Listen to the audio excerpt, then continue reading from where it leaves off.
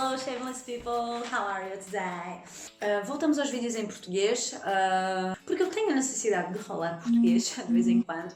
E pronto, vou-me limitar só a fazer as reviews em inglês. Ok? O tema de hoje, como já viram, quiffing, ou o que nós carinhosamente chamamos de peidos vaginais. E apesar de chamarmos de peidos ou de flatulência, não tem absolutamente nada a ver com isso. É só mesmo pela questão do som, porque é bastante similar, se não igual. E não tem cheiro. Portanto, se tiver cheiro, meninas, corram para o médico porque pode ser sinal de infecção. Basicamente, o quiffing, eu vou dizer em inglês, porque sou um bocadinho melhor. Basicamente o quiffing acontece quando entra demasiado ar na vagina.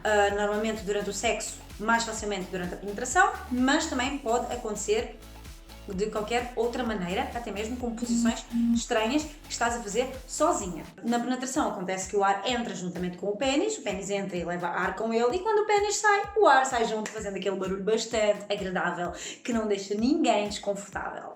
Mas, como eu estava a dizer, isso não acontece só com a penetração propriamente dita. Também pode acontecer com dedos, ou pode acontecer porque a vida assim o quis. Pode acontecer com alguns movimentos específicos e também por os músculos vaginais não estarem suficientemente tonificados. Portanto, meninas, toca tonificar esses músculos. Kegel exercises. Eu acho que é bastante importante falar sobre esse tema, ensinar isso às pessoas, porque é uma coisa perfeitamente normal. Tu, que és mulher, se isso ainda não te aconteceu, acredita que isso vai te acontecer uma vez na vida, pelo menos. Não tem que ser propriamente no sexo, mas vai acontecer, porque é normal, acontece. Mas a falta de informação e a ignorância em relação ao assunto faz com que seja tabu, faz com que seja uma coisa completamente vergonhosa. Nós ficamos bastante envergonhados quando isso acontece, quando é uma coisa perfeitamente normal. Embaraçoso. A primeira vez que isso me aconteceu, tinha eu os meus 16 anos, ou seja, se agora há pessoas que não sabem como é que isso acontece, imaginem há 14 anos atrás. Au, isso doeu um bocado. E isso aconteceu, e eu lembro que eu fiquei...